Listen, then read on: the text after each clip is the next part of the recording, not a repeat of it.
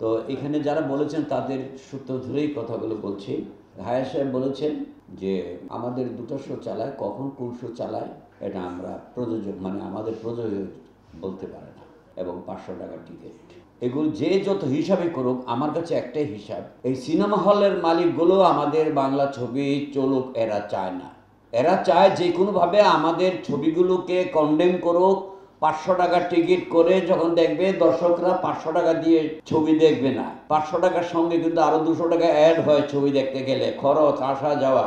ওরা ইচ্ছা করে বাড়িয়েছে যেন আমাদের ছবিগুলো না দেখে এবং দর্শকদেরকে না জানিয়ে আমাদেরকে না জেনে দুটো শো আরম্ভ করে, যে শোগুলিকে দর্শকরা জানে না, এই জন্য ছবিগুলো সেল না হোক এটা চাই। এটার মূল কারণ সরকারকে দেখাবে আমাদের দেশের ছবি চলে না, আমাদেরকে ভারতীয় ছবি দিন। একদম এটি সত্য যে ভারতীয় ছবি, কারণ ইংলিশ ছবিতে ওদের কিছু হবে না, ভারতীয় ছবিগুলো যেন এই দেশে আছে, ওরা দেখাবে যে এগুলি চলে না, আমাদেরকে দেন, নয়তো হল শেষ, ভেঙে ফেলেন সিনেমা হল। আমাদের প্রযোজকরা ওরা ভাঙতে পারবে না, লিখিত আছে যে সিনেমা হল আপনারা ভাঙতে পারবে না, আমার প্রযোজকরা ছবি করবে না। আমার প্রযোজকের 80 লক্ষ 1 কোটি টাকা তার পকেটে থাকলে ব্যাংকে দিলে সেটার যে টাকা পাবে সেটা দিয়ে ভাত খেতে পারবে, ছবি করার দরকার নাই। কিন্তু তোমরা সিনেমা হল ভাঙতে পারবে না, দাসকর দিয়ে রাখছো ফ্রম ব্রিটিশ পিরিয়ড, এখন পর্যন্ত সেই আইন চলছে। আমরা ছবি বানাবার না, কিন্তু তোমার হল, ওই হল খালি থাকবে, ওখানে কিছু করতে পারবে না। ওরা আমাদের চলচ্চিত্রকে ধ্বংস করার জন্য, নিজেদের স্বার্থ চরিতার্থ করার জন্য এরা এইসবে লেগেছে।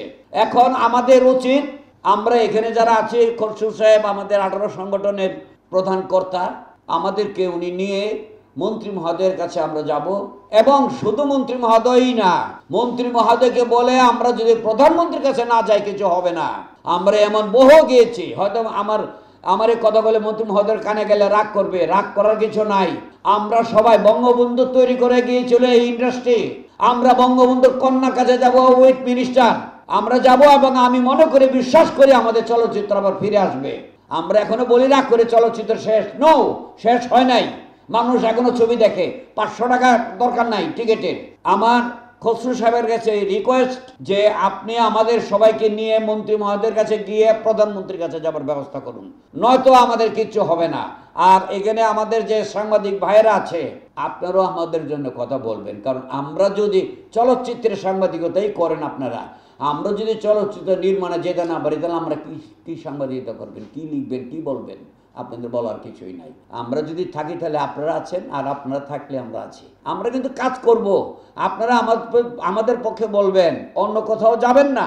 ভালো আমরা বলি না বাড়িয়ে লিখুন, যেটা সত্য সেটাই লিখুন। আমি যে কথাগুলো বলেছি, হায়ার সাহেব যে কথাগুলো বলেছে, একটাও মিথ্যা কথা না।